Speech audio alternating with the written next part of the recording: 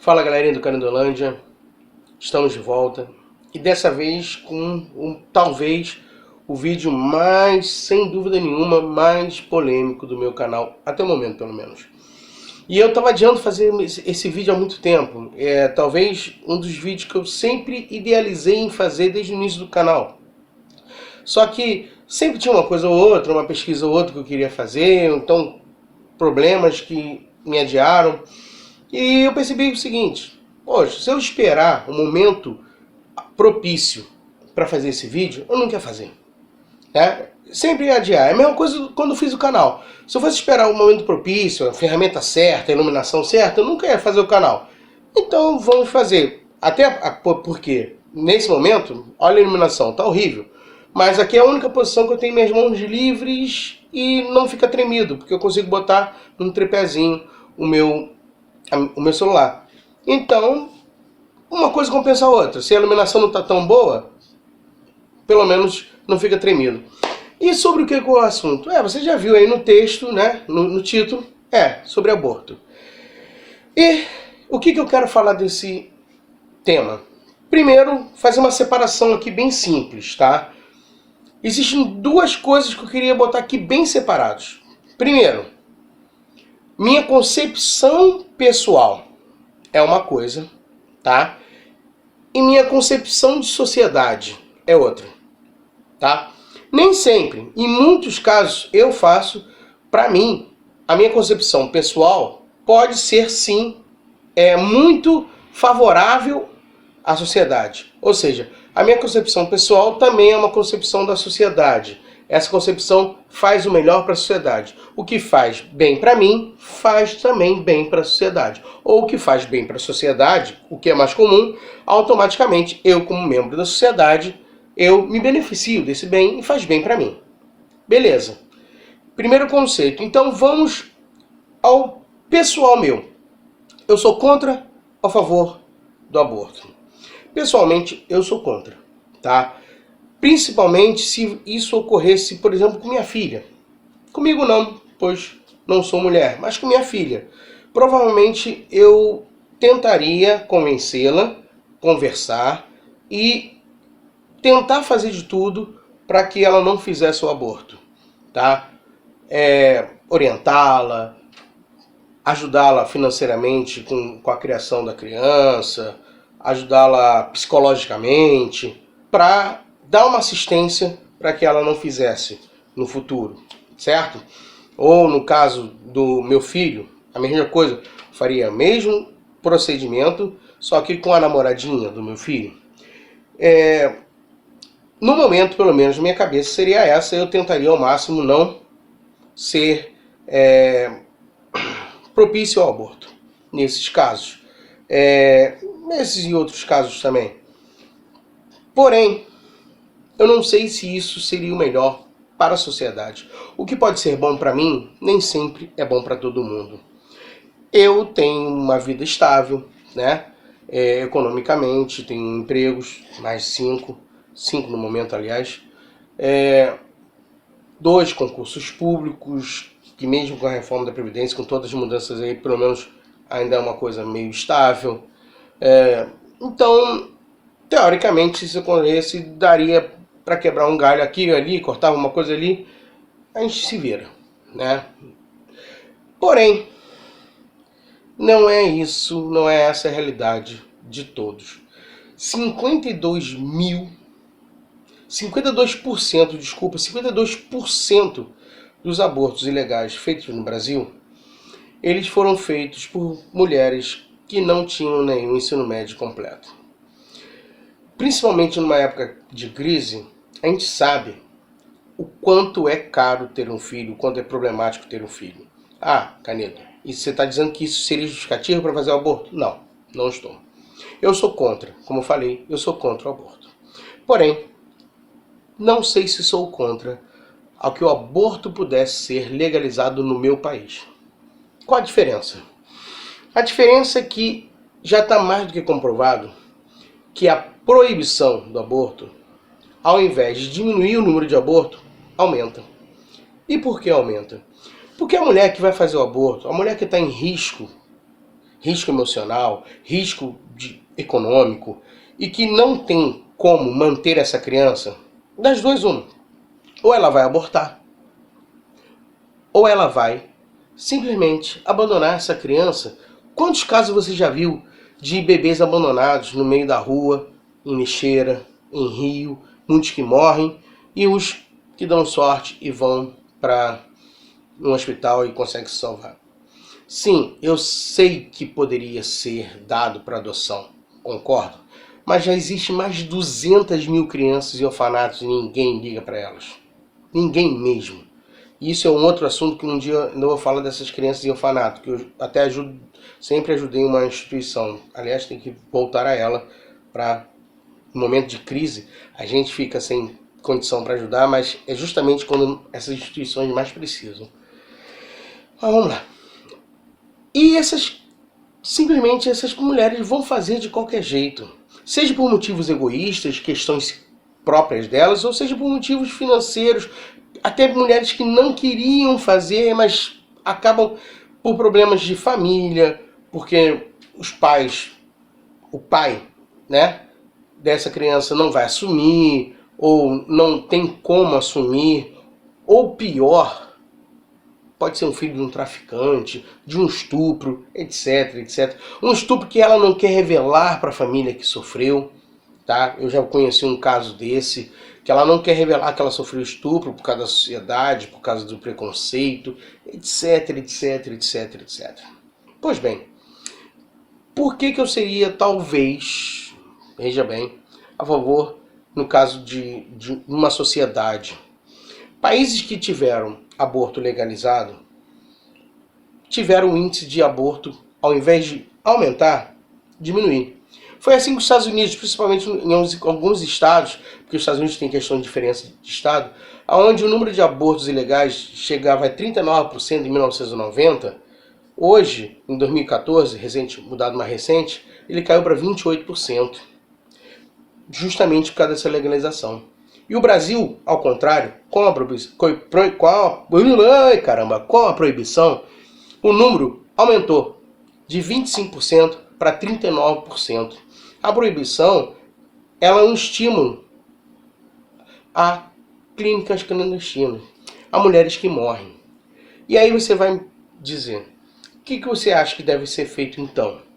Países desenvolvidos, como o próprio Estados Unidos, ou países nórdicos, vários países nórdicos fazem isso, países europeus, eles fazem o seguinte, perceba, vou tentar explicar para vocês aqui por que a legalização diminui o aborto. Tem uma tendência a diminuir o aborto. É simples. Quando uma mulher ela se vê no momento de gravidez, ela tem um limite de um tempo para ela pedir o aborto. Esse limite é aquela famosa 12 semanas. Eu vou deixar vários links ao longo de todo o vídeo, de vários links falando sobre a questão de aborto aqui em cima. Dá uma olhadinha, são vários links se você quiser aprofundar, são dados importantes. E se ela pedir esse aborto até essa 12ª semana, bem antes, principalmente quanto mais cedo melhor, ele só vai poder abortar até a 12ª. Então ela tenta pedir o mais cedo possível. E nesse período, 12ª semana, para quem não sabe, mais ou menos 3 meses. Nesse período de 3 meses, você não percebe logo no início. Então, você tem 2 meses, 2 meses e meio.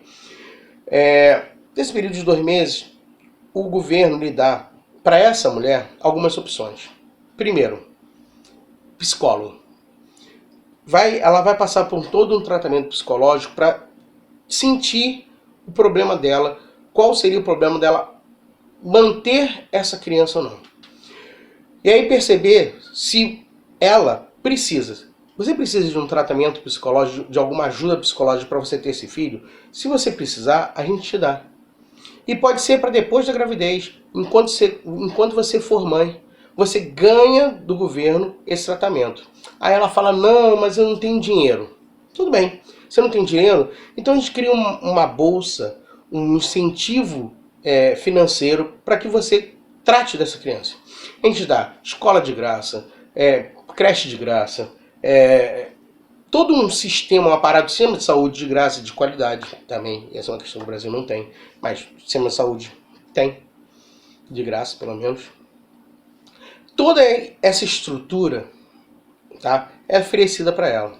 Ela fala, eu tenho problema de relacionamento, o meu marido me bate, então a gente faz tira o seu marido da sua casa, pode uma medida preventiva, cria-se uma estrutura para evitar que ela aborte. E mesmo assim, se ela quiser abortar, aí sim, vai ser abortado.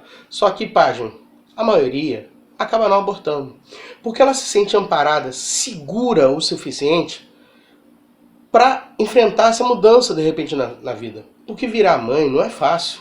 Não é fácil. Aliás, seria um tema de um vídeo meu. Ser pai não é uma coisa fácil. É uma coisa muito complicada. E aí, simplesmente, você com todo esse apoio, ela vai se sentir segura para não abortar. E por que que isso é melhor? Porque no Brasil, por exemplo, só em um ano, em 2014, foram gastos mais de 142 milhões de reais no SUS, no Brasil, só em um ano, por causa de complicações de abortos clandestinos, com mulheres que abortaram de forma clandestina. E a gente sabe que existe. E essas clínicas clandestinas, é clínica clandestina só para rico. Os ricos têm uma clínica toda especial, com tudo esterilizado, bonitinho. E não, pasmem, tá? A maioria dos abortos, logo no início, não é nem de clínica. É uma pílulazinha que toma. Então existe também todo um mercado paralelo, um tráfico desses remedinhos. Todo mundo sabe o nome. Eu sei o nome, mas eu não vou falar aqui, logicamente, para não estimular. Esse remédio é usado por outra coisa, é vendido na farmácia normalmente. Só que você tem que ter prescrição médica. Se você não tiver, não vai vender. Só que tem gente que, lógico, se é vendido na farmácia, de extravio na farmácia, um balconista consegue facilmente fazer isso. E a pessoa toma esse remédio para abortar. E aí, se não for tomado na medida certa, no tempo certo, a quantidade certa, pode gerar problemas. Principalmente com mulheres que já possuem problemas de menstruação, de questão de ovário, de útero, pode causar problema. E várias causas. Simplesmente foram mais de 238 mil internações em um ano só por causa desse motivo. E foram gastos mais de 142 milhões de reais. E se fosse de uma forma legalizada? Quanto que o Brasil lucraria com isso? Ah, mas a vida não tem preço. É verdade, a vida não tem preço. A vida não tem preço para 200 mil crianças que estão no orfanato, para 22 mil crianças que estão abandonadas na rua, dados do Brasil. A vida não tem preço também para essas crianças. A vida não tem preço para essas mulheres que muitas não conseguem sustentar a sua família. É lógico, o embrião é uma vida. Eu concordo que é um potencial de uma vida. Mas é aquela famosa história. Tem um argumento nesse sentido que eu acho muito interessante. Se um incêndio fosse feito numa clínica de fertilização, dessa que a pessoa tem dificuldade de abortar, aí tem uma geladeira com 200 fetos e um médico, uma doutora do lado e o incêndio pegando fogo. Quem você salvaria? A geladeira ou a médica? Simples, né? Claro que é a médica. Então, é lógico, ali tem 200 vidas in vitro congeladas, né? 200 óvulos fertilizados que vão gerar vida, que podem gerar vida, que podem gerar seres humanos, mas não são seres humanos, tá? A doutora, a médica, é um ser humano. Então a gente tem que calcular isso, a gente tem que pensar isso nas vidas que são perdidas com as mulheres que fazem aborto clandestino. E para tudo isso, todo país que consegue fazer.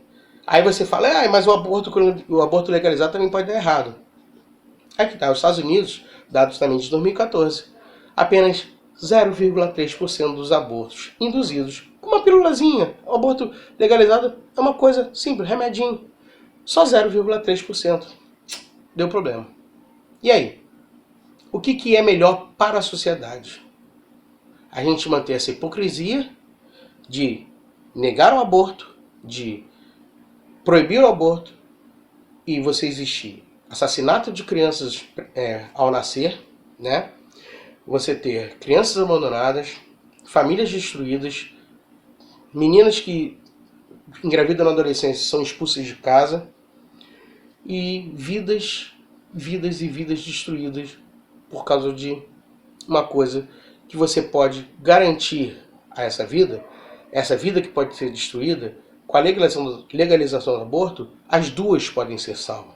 Tanto a da mãe quanto a do feto, que pode virar uma criança e crescer de forma responsável. Essa é a diferença. Na verdade, a legalização pode fazer essa criança sobreviver. E aí, qual caminho você quer? É o que eu falei. Para mim, para minha família, provavelmente eu seria contra o aborto. Mas para o meu país, se for nessas condições, eu sou a favor de uma lei que regularize o aborto e descriminalize o aborto para todas as mulheres. Espero que vocês tenham entendido. Vejam os links, são muito interessantes se você quiser aprofundar. E até a próxima.